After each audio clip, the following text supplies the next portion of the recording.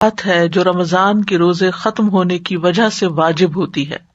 اس کو زکوٰۃ الرؤوس سر کی زکوٰۃ، زکوٰۃ الرقاب گردن کی زکوٰۃ اور زکوٰۃ الابدان جسم کی زکوٰۃ کا نام دیا جاتا ہے، یعنی یہ بھی نام اس کے رکھے گئے ہیں. لیکن عمومی طور پر اس پر صدقۃ الفطر یا زکوٰۃ الفطر کا نام بولا جاتا ہے.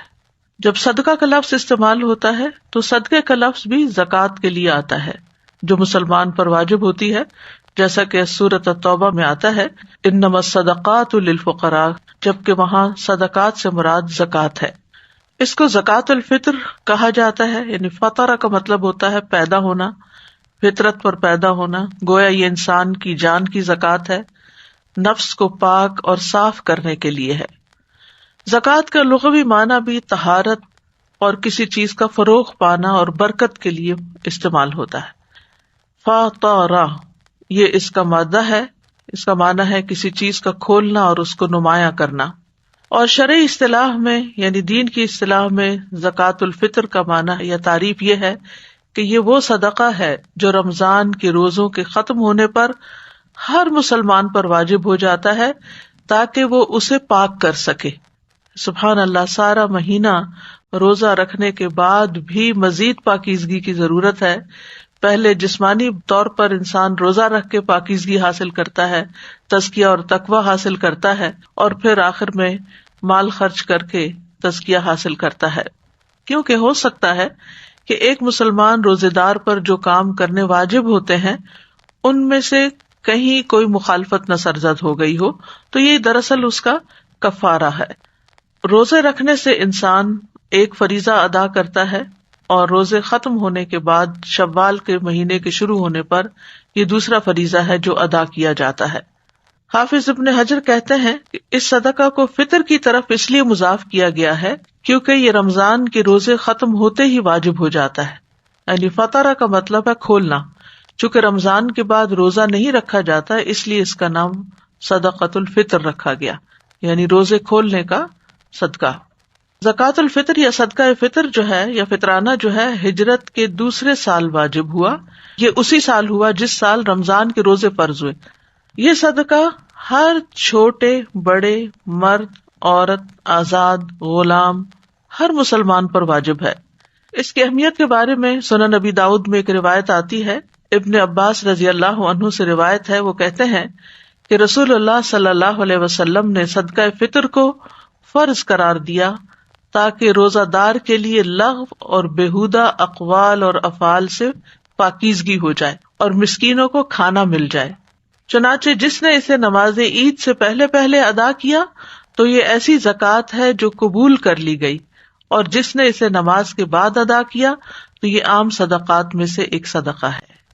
تو آپ صلی اللہ علیہ وسلم کا جو فرمان ہے کہ زکوٰۃ الفطر طہرۃ، یعنی فرض رسول اللہ صلی اللہ علیہ وسلم زکوٰۃ الفطر طہرۃ للصائم من اللغو والرفث وطعمۃ للمساکین من اداها قبل الصلاۃ فہی زکوٰۃ مقبولۃ ومن اداها بعد الصلاۃ فہی صدقۃ من الصدقات. تو آپ کے فرمان میں طہرہ کا لفظ آیا ہے، یعنی طہرہ کا لفظ طہارت سے ہے، یعنی یہ اس شخص کے نفس کو پاک کرنے کے لیے ہے جو رمضان کے روزے رکھتا ہے. اور رفث کا معنی فحش کلامی ہے. اور طعمہ کا لفظ بھی حدیث میں آ رہا ہے، اس سے مراد وہ کھانا ہے جو کھایا جاتا ہے. اور من اداها قبل الصلاۃ سے پتہ یہ چل رہا ہے کہ نماز عید سے پہلے ادا کرنا چاہیے. اور آپ صلی اللہ علیہ وسلم کے فرمان میں فہی زکوٰۃ مقبولۃ، اس میں زکوٰۃ سے مراد صدقۃ الفطر ہے، اور ورنہ صدقۃ من صدقات یہ عام صدقے کی طرح ایک صدقہ شمار ہوگا اگر نماز کے بعد ادا کیا گیا.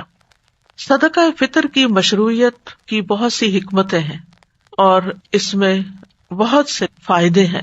سب سے بڑا فائدہ تو جیسے اس حدیث میں آیا ہے کہ یہ روزے دار کے لیے اس کی لغو اور فحش باتوں سے طہارت کر دیتا ہے، روزے کی کمی کوتاہی پوری کرنے کا سبب ہے. وکیع بن جراح کہتے ہیں کہ زکوٰۃ الفطر کی رمضان کے مہینے کے لیے وہی حیثیت ہے جو نماز میں سجدہ سہو کی ہے. یہ صدقہ روزے کی کمی کو اسی طرح پورا کر دیتا ہے جیسے سجدہ سہو نماز کی کمی کو پورا کر دیتا ہے. اور دوسرا یہ کہ غریب کے لیے عید کے دن خوشی کا سبب ہے، اور یہ مساکین کا کھانا ہے تاکہ وہ عید کے دن اس صدقے کی وجہ سے لوگوں سے مانگنے سے بے نیاز ہو جائیں اور عید کی خوشیوں میں مالداروں کے ساتھ شریک ہو جائیں. اور اسی طرح یہ ہے کہ جسم کی زکوٰۃ کا بھی ذریعہ ہے، اور اللہ تعالیٰ نے سالوں میں سے ایک سال تک اس جسم کو یعنی ہمارے جسم کو باقی رکھا پچھلے رمضان سے لے کے اب تک، اور ہم پر ایک احسان فرمایا، اس لیے ہم اس کا شکر ادا کرتے ہیں یہ صدقہ ادا کر کے. اسی لیے یہ چھوٹے بچے پر بھی، مجنون پر بھی، جن پر روزہ واجب ہے نہیں ہے، سب کے لیے، جس کے ذمے کوئی قرض کی ادائیگی ہو تو قرض کی ادائیگی سے پہلے صدقۃ الفطر ادا کرنا واجب ہے. یعنی اس سے اس کی اہمیت کا اندازہ ہوتا ہے کہ یہ لازمی طور پر ادا کرنا چاہیے. یہ اللہ تعالیٰ کی نعمتوں کا شکر ادا کرنے کے لیے ہے جو اللہ تعالیٰ نے روزے دار کو روزہ رکھنے کی وجہ سے عطا کی ہیں. جیسا کہ قربانی کے جانور کو پیش کرنے کی حکمتوں میں سے ایک حکمت یہ ہے کہ یہ قربانی اللہ کی نعمتوں کا شکر ادا کرنے کے لیے کی جاتی ہے کہ اللہ نے بیت اللہ کا حج کرنے کی توفیق عطا فرمائی، تو اختتام پر ریچولز کے قربانی کی جاتی ہے، یعنی مالی صدقہ کیا جاتا ہے. اسی طرح رمضان کے روزے رکھنے کے بعد ایک فریضہ ادا کرنے کے بعد آخر میں ایک مالی صدقہ ادا کیا جاتا ہے، اور معین وقت پر، اس کا ایک لمیٹڈ ٹائم ہے جس کے اندر اس کو ادا کرنے سے ہی یہ ثواب اور اجر عظیم حاصل ہوتا ہے. صدقہ فطر کی شرائط جو ہیں ان میں سے سب سے پہلا یہ ہے کہ مسلمان ہونا ضروری ہے. اگر کسی کے گھر میں کوئی میڈ وغیرہ کام کرتی ہے جو مسلم نہیں ہے تو اس کی طرف سے صدقہ الفطر ادا کرنا ضروری نہیں. عبداللہ بن عمر سے روایت ہے، رسول اللہ صلی اللہ علیہ وسلم نے رمضان میں مسلمانوں میں سے ہر انسان پر، آزاد ہو یا غلام ہو، مرد ہو یا عورت ہو، چھوٹا ہو یا بڑا ہو، کھجوروں کا 1 سا یا جو کا 1 سا صدقہ فطر مقرر کیا. یعنی اس کا مقصد یہ ہے کہ مسلمان اتنی مقدار میں اناج یا غلے کا مالک ہو جو غذا اس کے لیے کافی ہو اور اس کے اہل و عیال کے لیے کافی ہو، اور اس کے پاس عید کے دن اور رات کی خوراک سے زیادہ مقدار میں خوراک ہو، اور اس کے ساتھ اس کی اصل ضروریات بھی پوری ہو رہی ہوں. یعنی اگر کسی کے پاس اس دن کا کھانا ہے اور اس سے ایکسٹرا ہے تو اس کو بھی یہ زکوٰۃ ادا کرنی ہوگی. یعنی غریبوں پر بھی ہے یہ صدقہ. ابن عمر کہتے ہیں کہ رسول اللہ صلی اللہ علیہ وسلم نے لوگوں پر رمضان کا صدقہ فطرانہ مقرر کیا. یعنی آپ صلی اللہ علیہ وسلم نے مقرر کیا، قرآن مجید میں اس کا ذکر نہیں آتا. ایک اور اہم بات یہ ہے کہ اس میں نیت کا ہونا بڑا ضروری ہے، کیونکہ اعمال کا دار و مدار نیت پر ہے. اگر آپ ویسے ہی صدقہ دے رہے ہیں تو وہ صدقہ عام شمار ہوگا، وہ اس دائرے میں نہیں ہوگا، اور اس صدقے کو ادا کرنے کا جو فریضہ ہے وہ ادا نہیں ہوگا، اور اس پر جو بے پناہ اجر ہے وہ اجر حاصل نہیں ہوگا، ورنہ صدقہ تو ہو ہی جائے گا. اور یہ نیت جو ہے یہ ادا کرنے سے پہلے ہوگی، نہ کہ ادا کرنے کے بعد. اور نیت کو تبدیل کرنا اس معاملے میں اور چینج کرنا، کبھی کچھ کرنا کبھی کچھ کرنا، یہ درست نہیں ہے. اور حدیث میں آتا ہے، سنن ترمذی کی روایت ہے کہ رسول اللہ صلی اللہ علیہ وسلم عید الفطر کے دن صبح نماز کے لیے جانے سے پہلے صدقہ فطر نکالنے کا حکم دیتے تھے، نماز کے لیے جانے سے پہلے. اور یہ ہے کہ ہر شخص خود بھی ادا کر سکتا ہے، اور گھر کا بڑا جو ہے وہ بھی سب گھر والوں کی طرف سے، اپنے بچوں وغیرہ کی طرف سے ادا کر سکتا ہے. یعنی جن کا خرچ اس کے ذمے ہے یا جن کی وہ کفالت کرتا ہے وہ ان سب کی طرف سے ادا کرے گا. ابن عمر کہتے ہیں کہ رسول اللہ صلی اللہ علیہ وسلم نے چھوٹے بڑے آزاد غلام کی طرف سے اور ان لوگوں کی طرف سے صدقۃ الفطر ادا کرنے کا حکم دیا کہ جن کا خرچ تم اٹھاتے ہو. یعنی اگر کوئی آپ کی زیر کفالت ہے اور اس کا خرچہ آپ کرتے ہیں اور آپ کے گھر میں رہتا ہے تو اس کا بھی آپ ادا کریں گے. علماء نے اس کے بہت سے فائدے بتائے ہیں اور اس کے اندر بہت سے پوائنٹس نکالے ہیں. صلاح المنجد کی کتاب ہے جس میں انہوں نے 50 نقطے اس صدقۃ الفطر سے نکالے ہیں، ان کا کچھ ذکر کروں گی یہاں پر. یہ کچھ علمی فوائد اور اقوال وغیرہ کے خلاصے کا مجموعہ ہے. سب سے پہلی بات یہ ہے کہ یہ ایک عبادت ہے. صدقہ فطر کو عبادت سمجھ کر ادا کرنا چاہیے، اور عبادت سے اللہ تعالیٰ کا تقرب حاصل ہوتا ہے. تو یہ تقرب حاصل کرنے کے عظیم اعمال میں سے ہے، اور اس کا تعلق روزے سے جڑا ہوا ہے. دوسری بات یہ، جیسے پہلے بھی ہو چکی، کہ یہ صدقہ فطر واجبی صدقہ ہے، یعنی اس میں آپ کی آپشن نہیں ہے، آپ کو دینا ہی دینا ہے. اور اس کے واجب ہونے کی 2 وجوہات ہیں. نمبر 1 یہ کہ یہ روزے دار کو لغو اور جنسی باتوں سے پاک کرنے کے لیے ہے، اور دوسرا یہ کہ یہ عید الفطر کے دن مساکین کا کھانا ہے. صدقہ فطر کا مقصد کیا ہے؟ مقصد یہ ہے کہ مساکین اور محتاج فقراء کے لیے فراخی کی جائے اور اس دن ان کو مانگنے اور لوگوں کے منتیں کرنے اور ان کے آگے ہاتھ پھیلانے سے بے نیاز کیا جائے. صدقہ فطر جو ہے تزکیہ نفس کا ذریعہ ہے، یعنی جس طرح آتا ہے نا کہ اللہ تعالیٰ اللہم آت نفسی تقواہا وزکیہا، تو تزکیہ کرنے کے لیے کچھ اعمال کرنا ضروری ہوتے ہیں، جن میں سے ایک عمل یہ بھی ہے. پھر یہ کہ یہ ہر مسلمان پر فرض ہے. پھر یہ کہ یہ صدقہ اس پر بھی فرض ہے جو خواہ روزہ نہ بھی رکھے. روزہ نہ رکھنے کی وجہ کیا ہے؟ انتہائی بڑھاپا ہو، یا کوئی مستقل بیمار ہو، یا ایسی بیماری ہو، یا یہ کہ عورت حاملہ ہو، یا بچے کو دودھ پلا رہی ہو اور اس کے لیے روزہ رکھنا بچے کے لیے نقصان دہ ہو اور اس نے روزے نہیں رکھے، تو وہ بھی یہ صدقہ ادا کریں گے. لیکن حمل میں جو بچہ ہے، پیٹ کا بچہ جو ہے، اس کا صدقہ نہیں ادا ہوگا جب تک وہ دنیا میں آ نہیں جاتا، پیدا نہیں ہو جاتا. لیکن اگر کوئی ویسے ہی دینا چاہے تو مستحب ہے، صدقہ ہی ہے، نکل جائے. واجب نہیں ہے، لازم نہیں ہے، اگر دینا چاہے تو اور بات ہے. پھر یہ کہ صدقہ فطر رمضان کے آخری دن سورج غروب ہونے پر واجب ہوتا ہے. سورج غروب ہونے پر واجب ہوتا ہے، اس سے پہلے نکال سکتے ہیں، لیکن وجوب کا ٹائم جو ہے وہ آخری روزے کے اختتام پر ہے. مثلاً جو سورج کے غروب ہونے سے پہلے شادی کر لے، یا اس کا بچہ پیدا ہو جائے، یا وہ اسلام قبول کر چکا ہو، تو اس پر یہ صدقہ فطر ادا کرنا لازم ہوگا. اور اگر سورج غروب ہونے کے بعد یہ اعمال کیے ہوں تو اس صورت میں صدقہ فطر واجب نہیں ہوگا. یعنی ایک ٹیکنیکل سی بات ہے. مثلاً ایک بچہ مغرب سے بعد پیدا ہوا ہے تو اس پر واجب نہیں، اگر مغرب سے پہلے یعنی رمضان کے اندر پیدا ہوا تو اور بات ہے. اسی طرح اگر سورج غروب ہونے سے پہلے کوئی مسلمان ہو جائے، کلمہ پڑھے، تو اس پر یہ صدقہ آئے گا. لیکن اگر سورج غروب ہونے کے بعد اس نے پڑھا تو اس پر یہ واجب نہیں. دے تو مستحب ہے، پسندیدہ ہے. اسی طرح جو شخص واجب ہونے کا وقت پانے سے پہلے فوت ہو جائے، مثلاً مغرب سے پہلے کسی کی جان نکل جائے، تو اس پر بھی صدقہ فطر نہیں ہوگا. لیکن اگر اس کی جان نکلی ہے مغرب کی اذان کے بعد یا سورج غروب ہونے کے بعد، تو پھر اس کے اوپر قرض ہوگا، اس کو ادا کرنا ہوگا اس کو دفنانے سے پہلے. پھر یہ ہے کہ صدقہ فطر کے لیے مال کا کوئی نصاب مقرر نہیں کہ آپ صاحب نصاب ہوں اور زکوٰۃ دوسری دیتے ہوں تو تبھی آپ کے اوپر یہ لازم ہے. نہیں، ہر وہ آدمی جو اپنی خوراک یعنی اپنی ذاتی اور اپنے کنبے کی پرورش کر رہا ہو اور اس کے پاس عید کے دن یا اس رات سے زائد غلہ موجود ہو تو اس پر صدقہ فطر واجب ہوگا.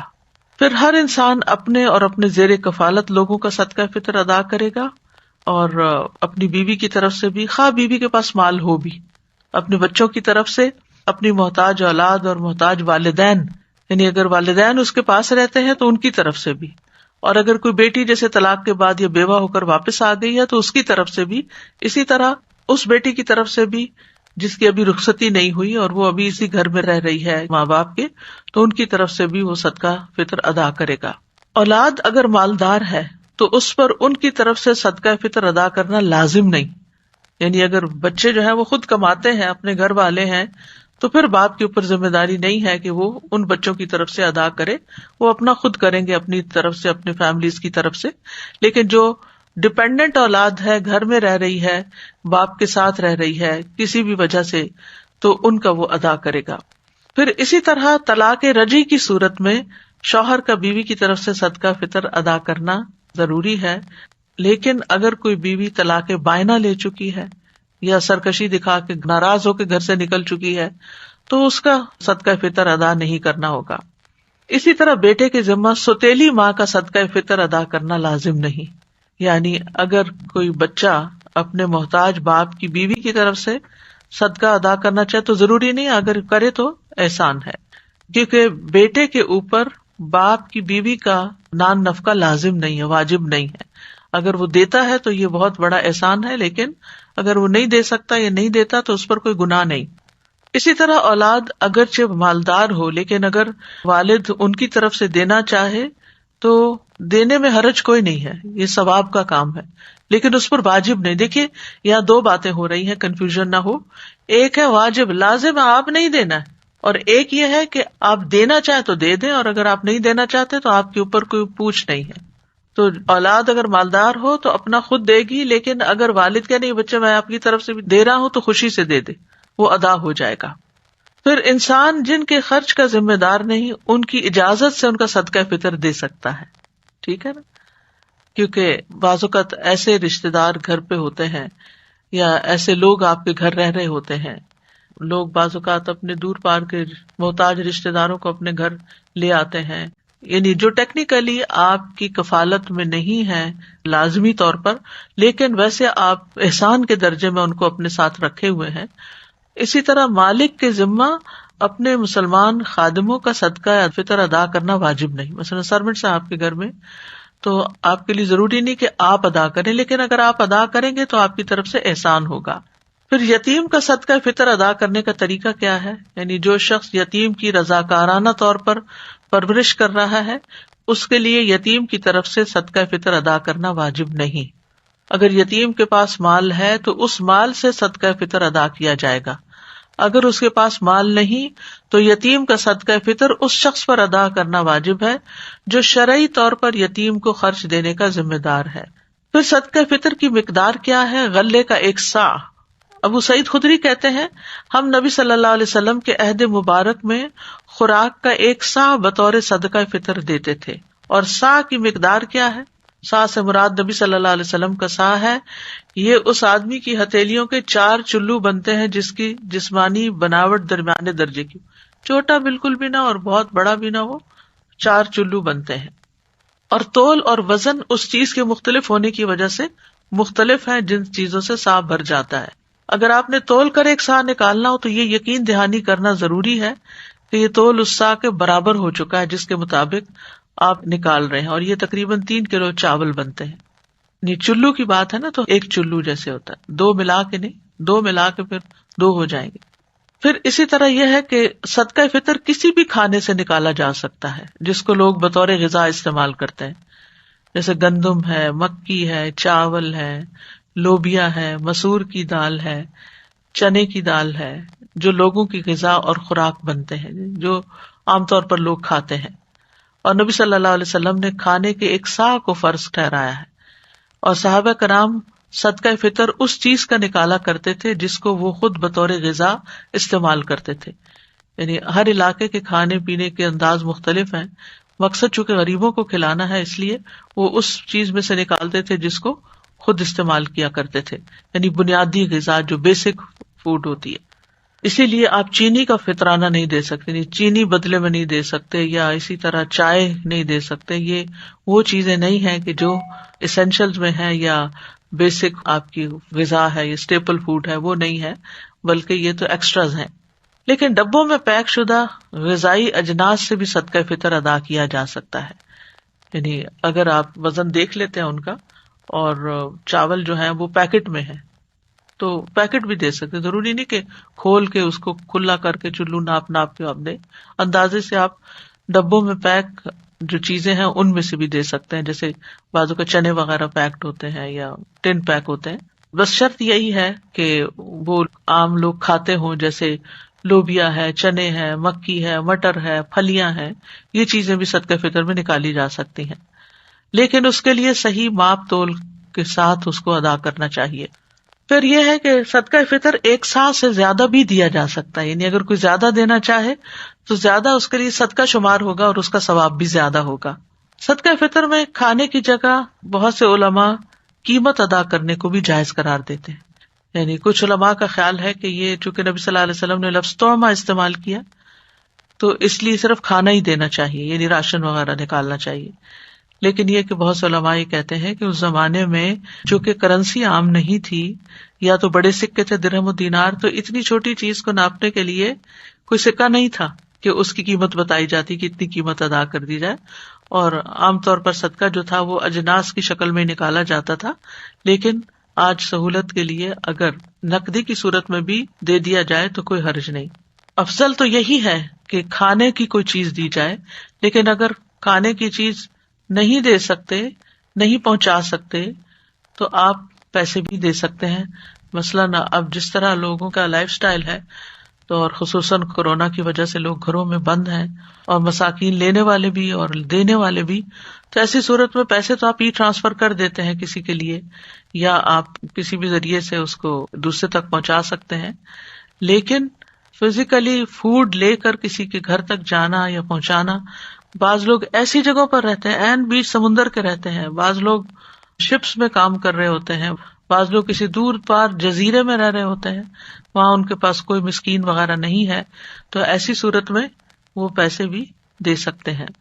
آج بھی آپ دیکھیں دیہاتوں میں یہ چیز بہت عام ہے کہ لوگ غلے کو بطور کرنسی استعمال کرتے ہیں، اور یہی صورت عہد رسالت میں بھی تھی۔ تومہ کا لفظ اگرچہ خوراک کے لیے آتا ہے، لیکن تومہ کا لفظ دوسرے معنوں میں بھی استعمال ہوا ہے۔ ویسے صدقہ فطر میں قیمت نہ دینے کی حکمت کیا ہے؟ کیونکہ صدقہ فطر میں رقم دینے سے یہ خدشہ ہو سکتا ہے کہ کوئی اس سے یعنی کھانے پینے کی بجائے کسی اور کام میں استعمال کر لے، جیسے کوئی کسی بچے کی فیس دے رہا ہے یا پڑھائی پر لگا رہا ہے، جیسے عام صدقات اور مال زکوٰۃ ہوتی ہے۔ تو صدقہ فطر جو ہے اس کو کھانے پر ہی استعمال ہونا چاہیے، الا یہ کہ آپ جب پیسہ دے دیتے ہیں تو پھر جس کو دیا ہے اس کی شدید ضرورت پر بھی ڈپینڈ کرتا ہے۔ صدقہ فطر کو نکالنے کے دو اوقات ہیں، ایک مستحب وقت ہے اور ایک جائز وقت ہے۔ مستحب وقت تو عید کے دن صبح سویرے نکالنا ہے، کیونکہ رسول اللہ صلی اللہ علیہ وسلم نے حکم دیا کہ صدقہ فطر اس وقت ادا کرنا ہے جس وقت لوگ عید کے لیے نہیں نکلے، یعنی کہ نکلنے سے پہلے دینا۔ اسی لیے عید الفطر کو تھوڑا ڈیلے کر کے پڑھنا مسنون ہے، تاکہ لوگ اپنا اپنا صدقہ فطر ادا کر سکیں۔ اور جہاں تک جائز وقت کی بات ہے تو وہ رمضان سے 1 یا 2 دن پہلے نکالا جا سکتا ہے، بہت دن پہلے نہیں نکال سکتے، ٹھیک ہے۔ یعنی فطرانے کو نکالنے کا اول وقت جو ہے وہ 28ویں کی رات ہے، کیونکہ نبی صلی اللہ علیہ وسلم کے صحابہ رمضان کے 1 یا 2 دن پہلے ہی صدقہ فطر نکالا کرتے تھے، اور رمضان کا مہینہ کبھی 30 دن کا ہوتا ہے، کبھی 29 دن کا ہوتا ہے۔ ابن عمر سے روایت ہے، وہ کہتے ہیں لوگ انہیں عید الفطر سے 1 یا 2 دن پہلے صدقہ فطر دے دیتے تھے، یعنی جو صدقہ وصول کرنے پر متعین ہوتے تھے، لیکن 2 دن سے پہلے نہ نکالا جائے، اور اگر نکال چکے ہیں تو بہتر ہے دوہرا لیں، کیونکہ صحابہ کی سنت یہی ہے۔ پھر اسی طرح صدقہ فطر میں نائب مقرر کرنے کا جواز بھی ہے، ٹھیک ہے، کہ مثلاً آپ اپنا صدقہ کسی فلاحی تنظیم کو دے سکتے ہیں، کسی آرگنائزیشن کو دے سکتے ہیں، اور وہ آپ کے بہاف پر آگے ڈسٹریبیوٹ کریں، یہ طریقہ بھی درست ہے۔ یعنی بعض اوقات آپ مسکین کو ڈائریکٹ ہاتھ میں دیتے ہیں، اور بعض اوقات آپ کسی آرگنائزیشن کو دیتے ہیں تاکہ وہ آگے پہنچا دے، اور صرف یہ ہے کہ یہ انہی تنظیموں کو دیں جن کے بارے میں آپ کو یقین ہے کہ وہ نماز سے پہلے آپ کا صدقہ فطر غریبوں تک پہنچا دیں گی، اس کو سال بھر جمع کر کے نہیں رکھنا چاہیے، اور جان بوجھ کر ڈیلے نہیں کرنا چاہیے صدقہ فطر کو، اور یہ حرام ہے۔ اگر کوئی مؤخر کرتا ہے تو اس پہ قضا تو لازم ہوگی، لیکن وہ اجر و ثواب کھو دے گا۔ عید کی نماز ادا کرنے کے بعد صدقہ فطر ادا کرنا یعنی مکروہ میں سے آتا، ہو جائے گا لیکن وہ مستحب اور جو افضل وقت ہے، یہ تقرب کا وقت ہے، وہ نکل گیا۔ پھر اسی طرح یہ ہے کہ ابن عباس کہتے ہیں رسول اللہ صلی اللہ علیہ وسلم نے صدقہ فطر کو فرض قرار دیا، چنانچہ جس نے اسے نماز عید سے پہلے پہلے ادا کر دیا تو یہ ایسی زکوٰۃ ہے جو قبول کر لی گئی، اور جس نے نماز کے بعد ادا کیا تو یہ صدقات میں سے صدقہ ہے ایک، اور اس کا مقصد بھی فوت ہو جائے گا، اور وہ ہے فقیر لوگوں کو خوشی کے دن مانگنے سے بے نیاز کرنا۔ صدقہ فطر کا اگر وقت نکل جائے کسی وجہ سے، مثلاً آپ سوتے رہ گئے، آپ کی پوری نیت یہ تھی کہ آپ صبح صبح اٹھ کے دے دیں گے، لیکن رات آپ جاگتے رہے تو صبح آپ کی آنکھ ہی نہیں کھلی اور نماز بھی ہو گئی، قضا ہو گیا سب کچھ، نماز بھی قضا، صدقہ بھی قضا، تو ایسی صورت میں پھر صدقہ فطر ساقط نہیں ہوگا، چونکہ یہ واجب ہے، ایک فرض ہے آپ کے اوپر، یہ مستحق لوگوں کا قرضہ ہے۔ بہرحال جس وقت آپ کی آنکھ کھلے گی یا جس وقت آپ کو موقع ملے گا آپ فوراً اس کو نکال دیں گے اپنے مال میں سے، کیونکہ یہ حقوق العباد میں سے ہے اور بندوں کا حق آپ کے مال میں نہیں رہنا چاہیے۔ پھر اسی طرح صدقہ فطر پر نائب مقرر کرنے کے بعد ادائیگی تک نائب سے یقین دہانی کروانی چاہیے کہ وہ ادا ہو گیا کہ نہیں، یعنی فقیروں کو عملاً ادا کر دیا گیا کہ نہیں، کہیں جمع جوڑ کر کے تو نہیں رکھا گیا۔ اور اسی لیے فلاحی تنظیموں کی یہ ذمہ داری ہے کہ وہ وقت سے پہلے کچھ اناج خرید لیں، تاکہ جو لوگ پیسے دیتے جائیں ان کے حصے کا وہ غلہ نکال کے فقیروں کو بانٹتے چلے جائیں یا پھر ان کے گھروں تک پہنچا دیں۔ لیکن لوگوں کے کہے بغیر فلاحی تنظیمیں خود پہلے سے صدقہ نہیں بانٹ سکتی کہ اگر کوئی آئے گا تو بس پیسے رکھ لیں گے کہ ہم تمہارا دے چکے ہیں، جیسے کہتے ہیں نا قرآن پڑھ کے رکھ لیا تو صدقہ نکال کے رکھ لیا نہیں ہوگا۔ جب کوئی کہے گا کہ میرا صدقہ نکالا جائے اور وقت پر کہے گا تو وہی دراصل صدقہ ادا ہوگا۔ اور صدقہ فطر کے جو مصارف ہیں عموماً کہا جاتا ہے کہ زکوٰۃ کے مصارف میں ہیں، لیکن یہ ہے کہ ایک قول یہی ہے کہ یہ فقیروں اور مسکینوں کا حق ہے، اور ابن تیمیہ اور ابن قیم نے اسی قول کو ترجیح دی ہے کہ یہ فقیروں اور مسکینوں کو ہی دینا چاہیے، باقی سب کے لیے نہیں ہے۔ اور صدقہ فطر کے لیے نیک فقراء کو تلاش کرنا چاہیے۔ اگر پتہ چلے بعد میں کہ جس کو صدقہ فطر دیا گیا وہ غنی تھا تو دینے والے کو کوئی نقصان نہیں ہوگا، اس کی ادائیگی ہو جائے گی، لیکن لینے والے کو نہیں لینا چاہیے، کیونکہ اس کو پتا ہے کہ وہ نہ فقیر ہے نہ مسکین ہے۔ صدقہ فطر میں ظاہر پر معاملہ کرنا ہوگا کہ جو فقیر مسکین نظر آتا ہے اپنی گفتگو سے یا لباس سے یا حالت سے، باطن کا مالک اللہ جانتا ہے کہ کون مانگ مانگ کے کتنا امیر ہو چکا ہے، یہ اللہ کو پتا ہے۔ اسی طرح صدقہ فطر مسجد میں یا خیراتی منصوبوں میں نہیں دیا جا سکتا، چیریٹی کے پروجیکٹس میں نہیں دیا جا سکتا، یہ غریبوں اور فقیروں کا ویسے ہی حق ہے۔ ایک صدقہ جو ہے وہ متعدد افراد کو، اور متعدد افراد کا صدقہ ایک شخص کو دیا جا سکتا ہے، یعنی ایک فطرانہ 5 لوگوں میں بھی بانٹ سکتے ہیں اور 5 فطرانے ایک شخص کو بھی دے سکتے ہیں۔ اور فقیر آدمی جب کسی سے صدقہ فطر لیتا ہے اور وہ اس کی ضرورت سے زیادہ ہو تو وہ اس میں سے اپنی طرف سے یا کسی فرد کی طرف سے بھی صدقہ فطر ادا کر سکتا ہے جس کا خرچ اس کے ذمہ ہو، اور جس کے صدقہ فطر ادا کرنے کا انسان ذمہ دار ہو اس کو صدقہ نہیں دیا جا سکتا، یعنی جو آپ کی زیر کفالت ہیں اور جن کا نان نفقہ آپ کے اوپر ہے، آپ ان کو صدقہ فطر نہیں کھلا سکتے، جیسے ماں باپ ہیں یا حقیقی اولاد ہے، ان کو نہیں دے سکتے۔ ہاں، فقیر رشتہ دار وغیرہ کو صدقہ فطر دیا جا سکتا ہے، یعنی بہن بھائی ہیں یا بھانجے بھتیجے ہیں، ان میں سے کوئی ایسا ہے تو اس میں صدقہ بھی ہے اور صلہ رحمی بھی ہے۔ صدقہ فطر اپنے علاقے والوں کو دینا چاہیے جو اسی شہر یا ملک سے تعلق رکھتے ہوں، اگر اس کا مال کسی اور ملک کے بینک میں ہے تو وہاں سے بھی ادا کر سکتا ہے، اور اگر ضرورت ہو تو کسی اور ملک میں بھی روانہ کیا جا سکتا ہے جہاں فقراء کی تعداد زیادہ ہو، یعنی اس معاملے میں وسعت ہے۔ ہاں، صدقہ فطر غیر مسلم کو نہیں دیا جا سکتا، چاہے وہ کوئی کتنا ہی قریبی سرونٹ یا ہیلپر کیوں نہ ہو۔ صدقہ فطر میں عیب دار چیز نہیں دینی چاہیے، ایسا غلہ فطرانے میں دینا جس میں کوئی عیب ہو یہ ایک غلطی ہے، بس اللہ پاک ہے اور پاک ہی کو قبول کرتا ہے، تو اللہ تعالیٰ سے ہم دعا کرتے ہیں کہ اللہ تعالیٰ ہمیں ان کاموں کی توفیق دے جن کو وہ پسند کرتا ہے،